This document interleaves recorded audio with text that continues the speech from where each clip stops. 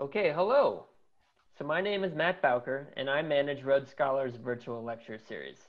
And it's my pleasure to host today's virtual lecture. And today, you will be hearing from Dr. Abdelhay Moudden.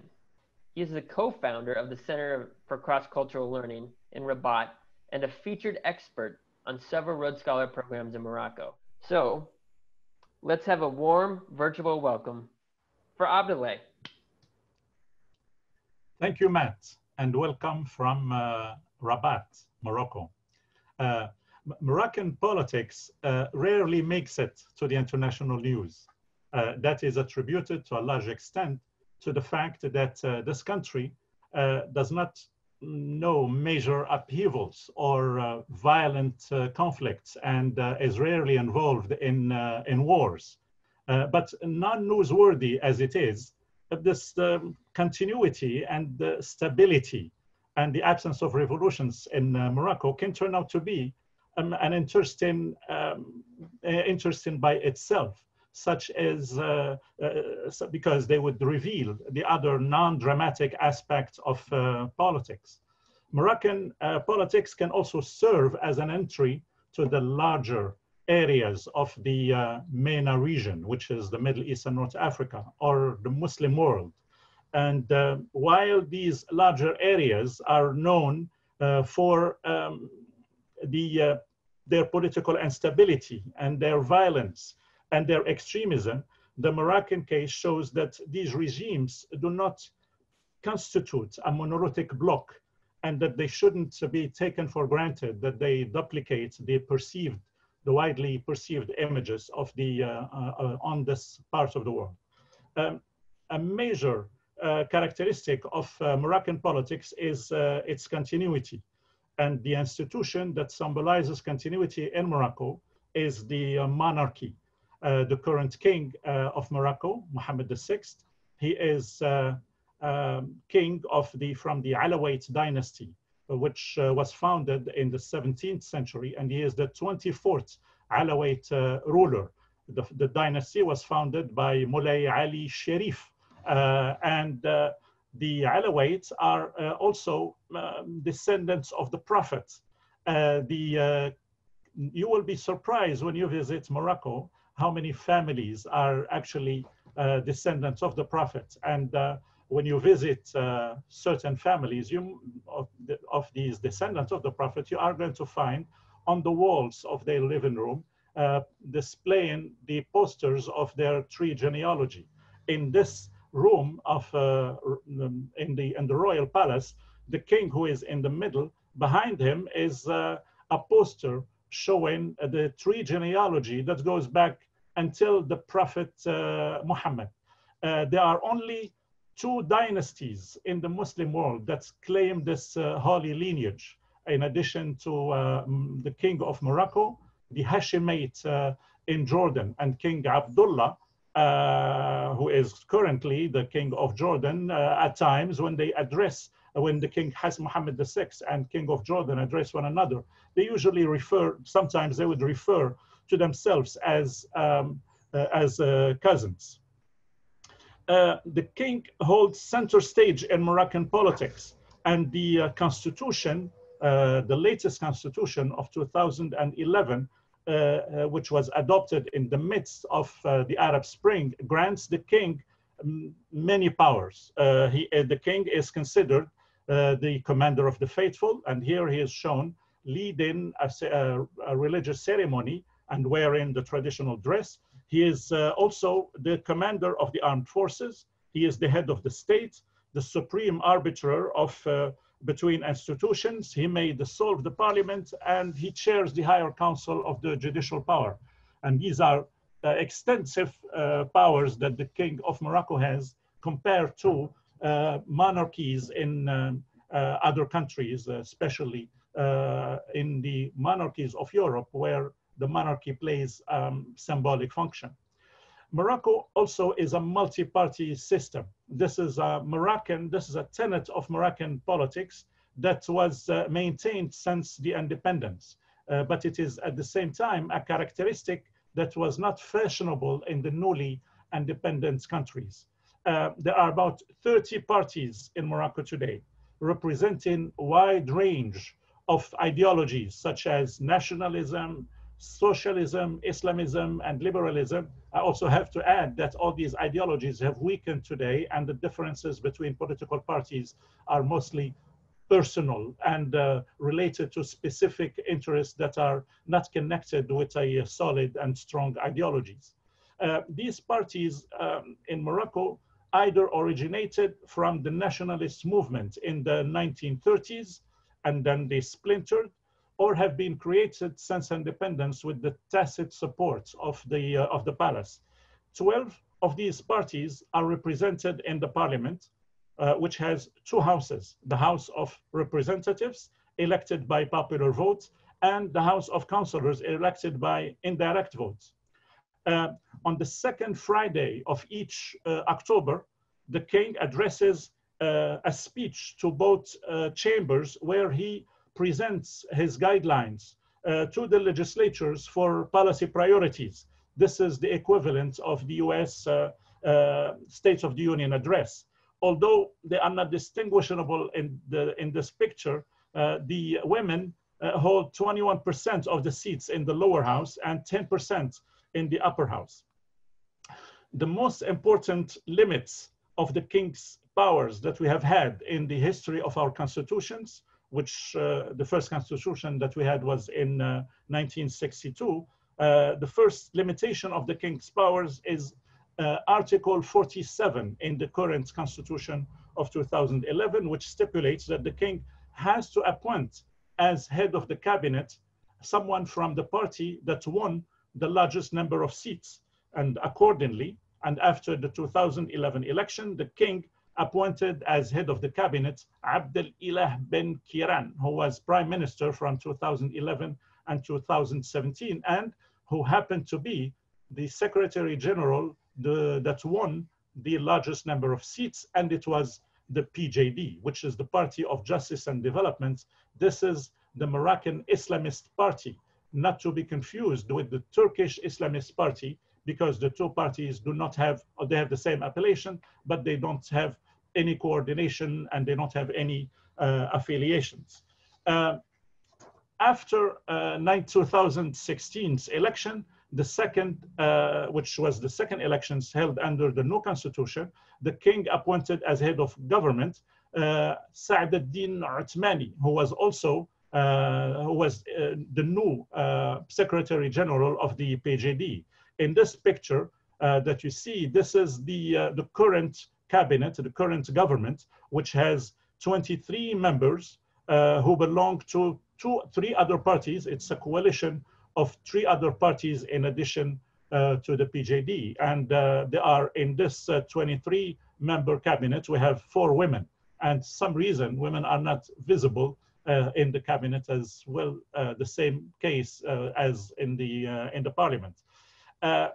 The Moroccan cabinet usually includes ministers who do not belong to any political party.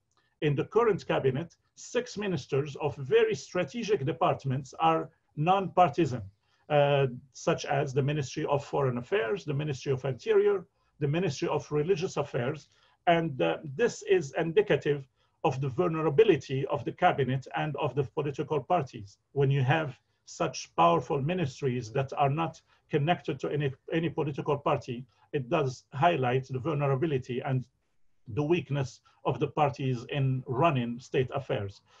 This government runs and manages a budget of approximately $24 billion. This is the budget of Morocco this year. And it is destined to serve 35 million Moroccans, which is the population of Morocco today. An example of how the budget that is run by these ministers in front of you, an example of how this budget is distributed, you have the Ministry of Education, which has the highest budget, which has a budget of about $7.5 billion, the Ministry of Defense, $4 billion, and the Ministry of Health, $2 billion. I know that this will sound as an insignificant amount by the American standards, but this is the volume of money that our cabinet has to manage. And believe me, the infighting between departments and the debates about the budget in the parliament are almost as intense as in any other parliament with larger volumes of money. The king, in addition to the cabinet, the king has several advisors who are selected by him personally and who have different backgrounds and expertise. For example, in this picture that you saw earlier, but I want to show it to you again because on the right side of the picture there is one of the advisors of the king. His name is Ali Himma, who is a friend of the king and who was also a former classmate of his, and they both studied, by the way, at the Faculty of Law where I have been teaching. I haven't taught them, but they were there. They were students at that university. There is also, in addition to Ali al-Himma, the king has a long list of advisors. One of them is a former president of the Moroccan Human Rights Association. Other advisors have expertise in finance and in business, but the king also has a Jewish Moroccan whose name is Audrey Azoulay, and Audrey Azoulay has a long experience in media, and he was also a member of the Moroccan left, the left-wing parties. In this picture that I'm showing to you, Audrey Azoulay is pictured with his daughter, Audrey Azoulay, who is a French citizen, and she is currently the Director General of the UNESCO. In addition to the advisors, the king relies on a long list of advisory bodies and commissions and councils that either have specific tasks and who work permanently or with deadlines. And these bodies vary in size, and they vary also in the members, in their members. At times they include visible and outspoken members of civil society and academics, experts in variety of aspects that serve the objective of these councils. I'm showing you a list here of these advisory bodies. The list is longer, but among these bodies, you have the National Initiative of Human Development, the Council for Education, the Anti-Corruption Commission, the National and the Competition Council. Also, recently, as of late last year, 2019, a commission for the new model of development was created, and it included members who are very critical of the current of the state's policies. There is also, since the COVID-19 crisis, a commission was set up to raise funds and to set the policies for how to deal with this crisis. Views diverge on how to assess these consultative bodies. Some consider them as a forum for rational debate and exchange of views and deliberations that avoid the over-politicized polarization of parliamentary debates. Others see them as means to weaken the elected institutions and to strengthen the role of the palace in decision-making, since the members of these commissions are appointed by and selected to a large extent by the king and his advisors. If you ask me my opinion, I would take the usual academic position that is usually useless by saying they are both. In addition to these institutions that are also there are also this informal aspect of Moroccan politics that is the product of a long history of culture and of complex networks that are connected to the palace and that perpetuate the obedience to the monarchy and apprehension of its might. These networks are referred to as in Moroccan political jargon as the makhzen, which approximates the modern term of the parallel state. The common understanding of the Moroccan political culture is that regardless of the changes of the formal institutions, the makhzen never changes. I was in the US immediately after the adoption of the 2011 Constitution, and I was then hesitant whether to be optimistic or skeptical about the new text. And then I ran into in Washington Square next to the NYU library, which I like very much and I like to visit every time I go to New York. And I run into this man by the name of John Waterbury. And John Waterbury is regarded as the best expert in Morocco because he published in 1970 a book called The Commander of the Faithful, which is a reference that you find in every serious academic work on Morocco. When I chatted with Waterbury about the new constitution, and he commented by saying, it is the same old makhzan, meaning that this traditional state does not change in spite of the adopted constitution. The current political arrangements in Morocco is the result of a history of conflicts between the monarchy and its contenders that in other countries have led to coups and revolutions. But in Morocco, these tensions between the king and between the palace and its opponents has resulted in different outcome. The contenders claim wanted to for political power. The contenders who are claiming political power, they have resorted to throughout since the independence of Morocco in 1956, they have resorted to attempted coups, mobilizing for revolutions, street protests, and armed struggle. And they were either organized in political parties or in underground social movements. And they have used and relied on newspapers, pamphlets, films, and music to spread their ideas. But the boldest contenders to the monarchy have been the nationalist movements, the military, the Moroccan radical left, the Islamists, and the liberals. The monarchy has met these claims, which led to series of crises, with a combination of repression, which subsided significantly since 1990s, and co-optation and managed pluralism and reforms. I will call this the kit of the royal management of these crises. During the Cold War, military coups were fashionable, as both the Soviet and the US blocs camps were supportive of the military when they considered them useful for their strategies.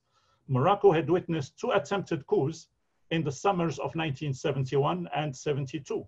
And the coups, while the attempted coups failed, they have revealed to the king the fragility of his rule. The military officers who plotted against the king were executed, and those who obeyed the orders were sentenced to long jail terms. Others were kept in secret detention centers in inhuman conditions for durations lasting up to 20 years for those who survived. Among those who endured this fate were the family members of General Oufkir, who was Minister of Interior and who was also Minister of Defense, and who plotted the second coup and probably the first coup as well in 1972. Now, the family of Oufkir was kept in secret detention centers from 1972 until they were released in 1991. And Oufkir's wife, son, and daughter wrote memoirs about their ordeals.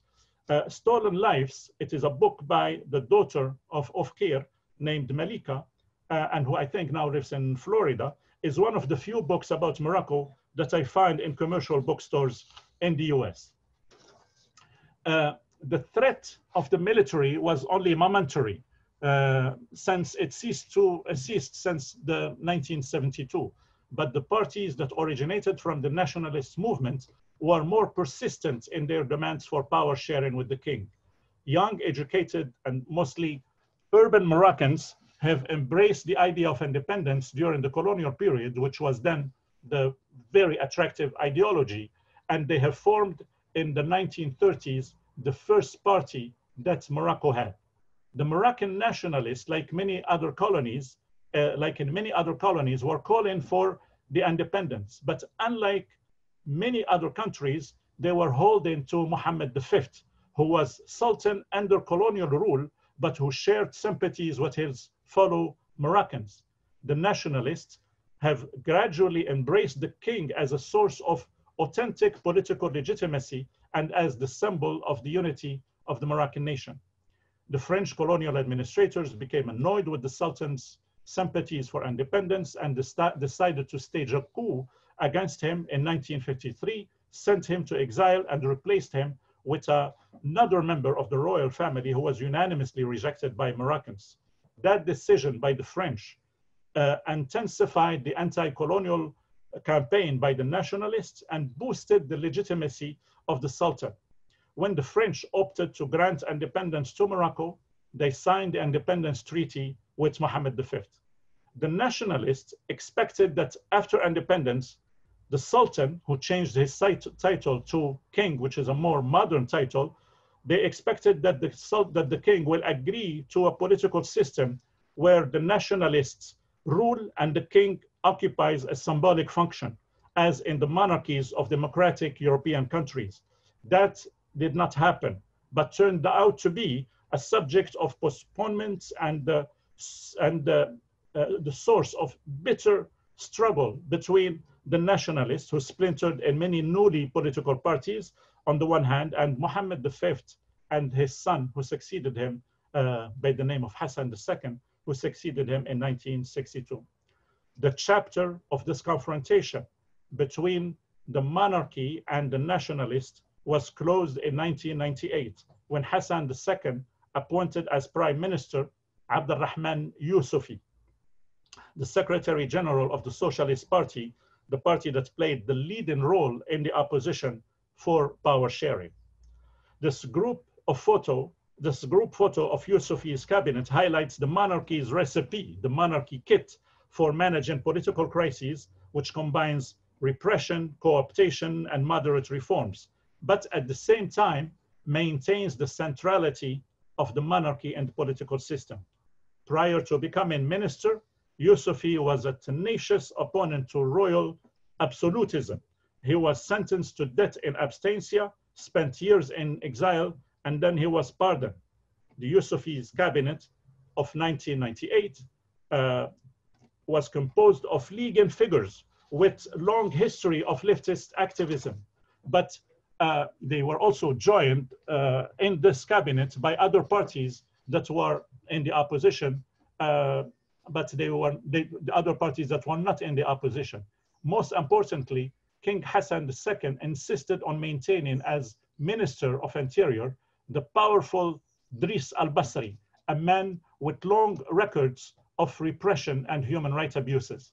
Neither the Youssoufi's cabinet nor the presence of the Socialist Party in the following cabinet after the dismissal of Youssoufi in 2002 altered the central position of the monarchy, nor have they allowed the socialists to deliver what they promised when they were in the opposition. Last Friday, May 29th, 2020, Abdelrahman Youssoufi passed away at the age of 96. His death was headlines and is still the headlines of all Morocco's media. The king mourned him in a long letter of praise and recognition. And if it had not been for the COVID travel restrictions, this funeral procession would have been organized as a major national public event. Another source of the conflict was the Marxist radical left. Throughout the 70s, the Moroccan radical left waged class struggle to topple the feudal monarchical institution. Marxism was the religion of the time. This is my generation, by the way. And a bearded man by the name of Karl Marx, I'm showing you the Arabic translation of the Capital. This bearded man was the prophet of the time, yet another bearded prophet. The Marxist theories were so articulate in their description of exploitation and social disparities and of the inconsistencies of the dominant discourses.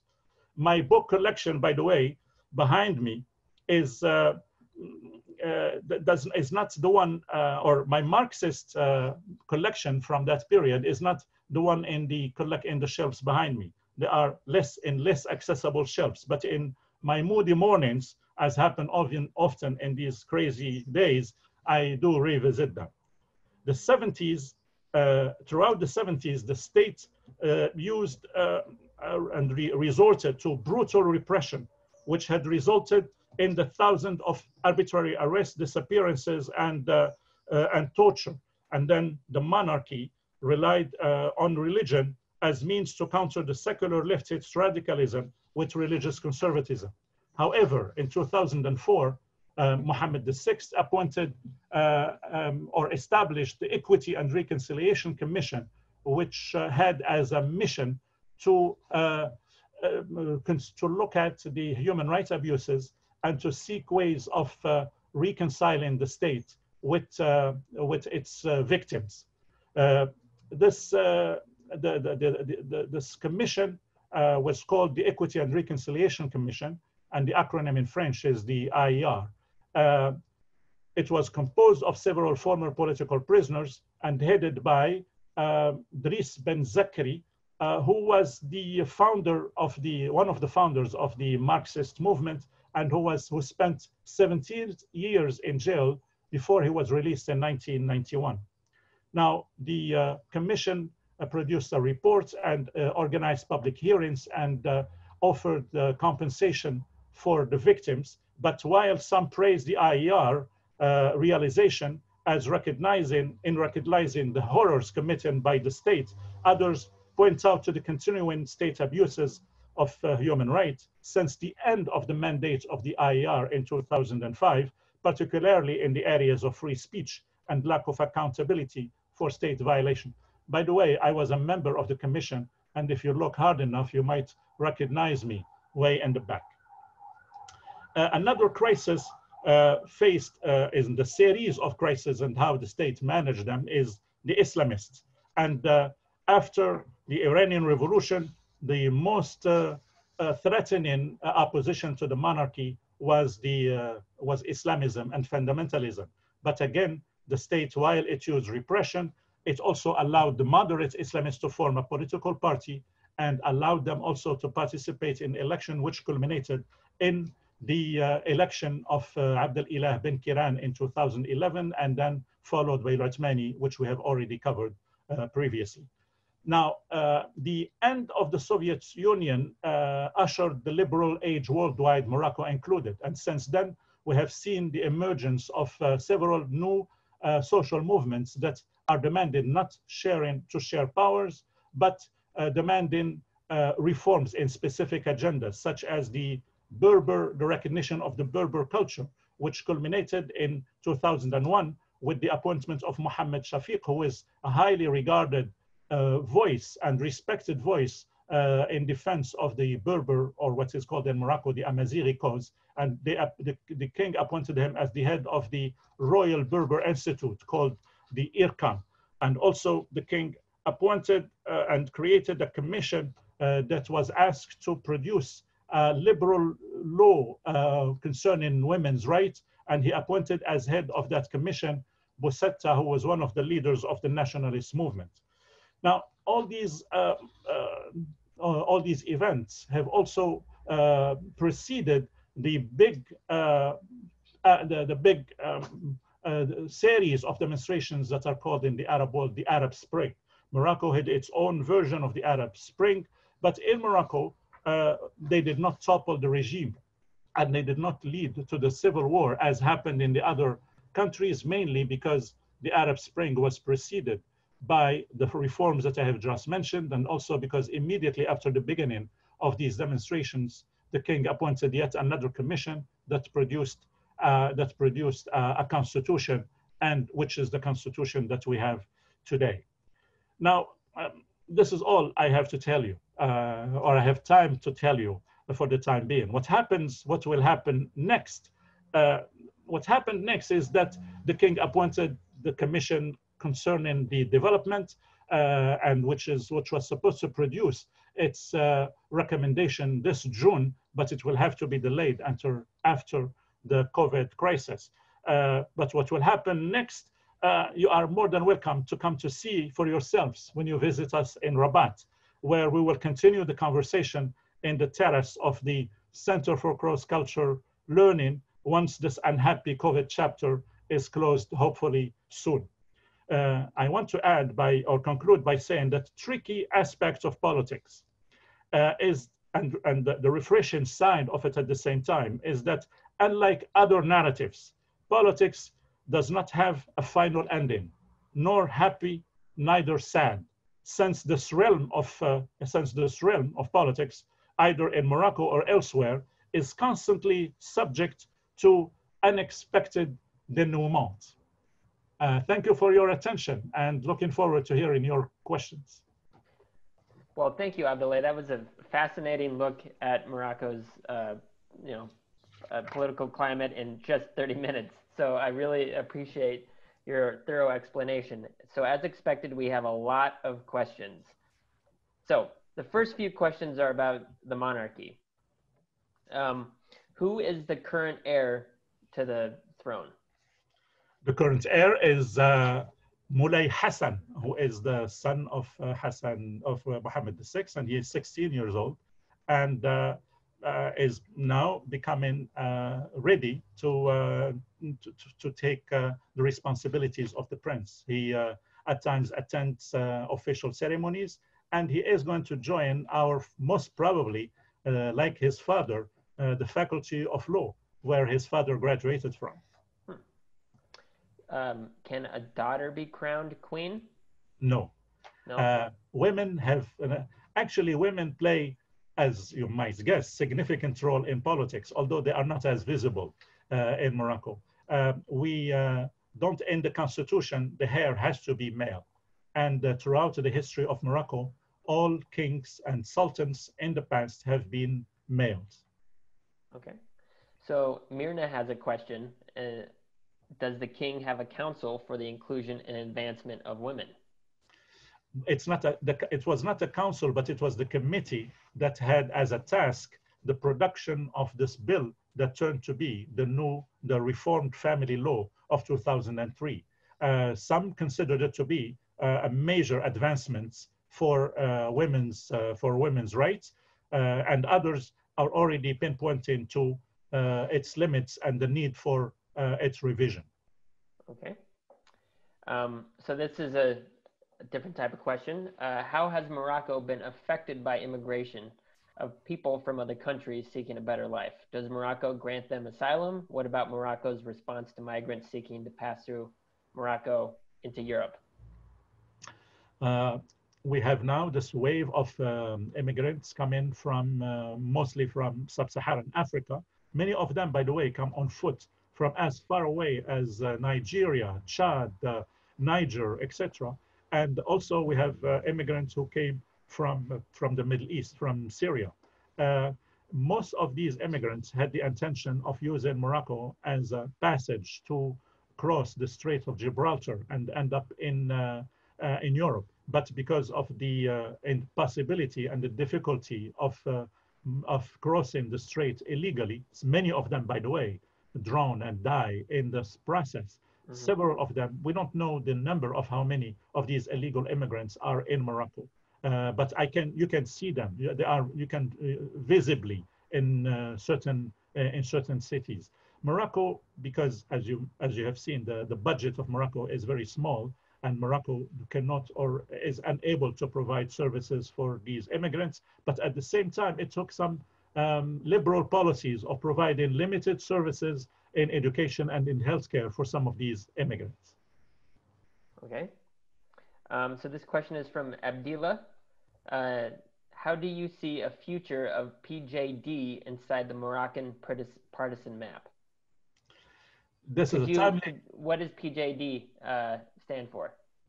The PJD, as in one of the slides, it is the Party of Justice and Development, and it is the moderate Islamist party, and it is the party that is now heading the cabinet.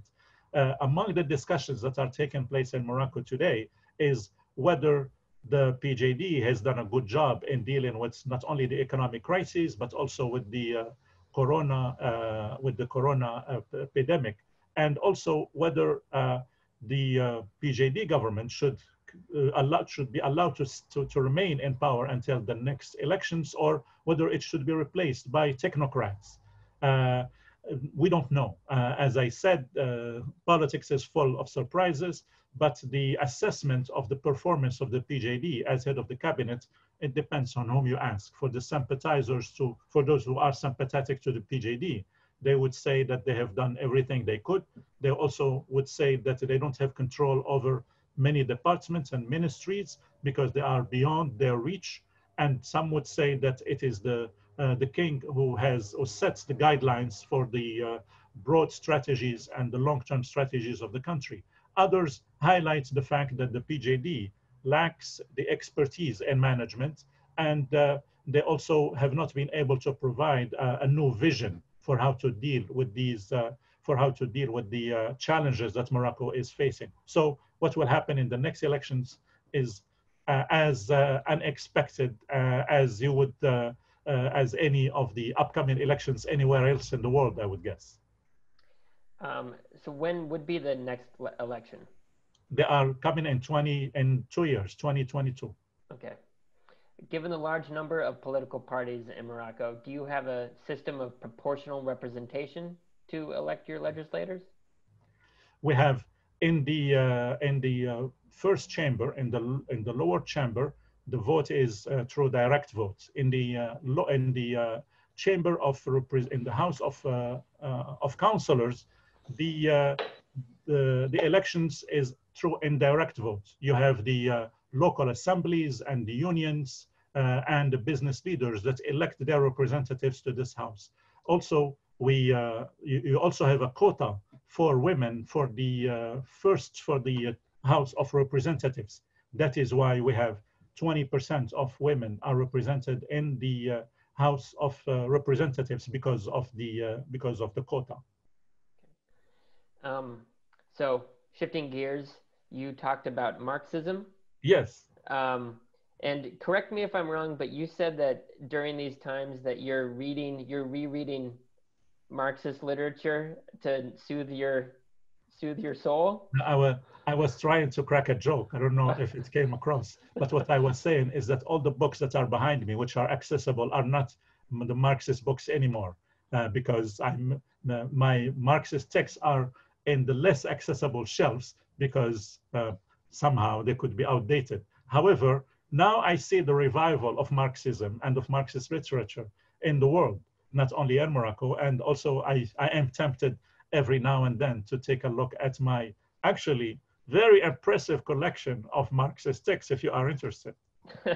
Actually, the question is, please describe the presence and role of Marxism in Morocco today. So in what ways is it coming back? I think it's we do have one of the left-wing political parties has two members in the parliament, and it is, I think, now the party that is the closest to what would be called the former radical left. By the way, the Secretary General of this left-wing socialist party is a woman. It is the only party in Morocco headed by a woman. As you see, out of almost 400 seats, there are only 2 seats of the the socialist left, of the radical, all the moderate left. But also the conversation over Marxism has declined with the rise of the liberal discourse, and particularly with the rise of the questions of human rights. So rather than referring to Marx, most of the people in the opposition would refer to the human rights. But I think that in the last few years, especially since the 2008 financial crisis in the world, and also because of the corona crisis, has revealed the necessity for state involvement in social services such as health. I think that the conversation over Marxism, or at least in the revival of the state, is coming back in the political discourse in Morocco. Is there a similar urban to rural divide in Morocco? For instance, are there certain cities where, as you said, the radical left get a greater percentage of the electorate or the votes than in other cities or other parts of Morocco? No, the radical left was to a large extent an urban phenomenon. And most of the founders of the Marxist movement originated from universities. And actually their rank and file was mostly university students. That is one of their weaknesses, is that they were not able to develop a discourse outside of the university campuses. And unlike the Islamists, who succeeded in rallying behind them larger numbers because of the fact that their vocabulary was more approachable to the Marxists. But in terms of the regional divide, that is a very good question. In the last, since 2016, we have had a wave of protests in the northern part of Morocco called the Rif. And the Rif has been leading the country in these demonstrations and in these protests. So I would not say that the Rif is more Marxist, because the protests now are not really of the Marxists or of the left alone, but they would rally a number of agendas, but mostly these agendas can be specific concerning the fighting corruption, the need for development, the need for more social services, and also the freedom of speech. So it is not; these are not Marxist jargons as much as they are, I would say, liberal terms. But what now, the return of the emphasis on the necessity for state and for increasing the state budget for social services is forming a consensus among the Moroccans. You mentioned the press. What is the status of the press? Are they a forcible bulwark against the monarchy, or are they independent?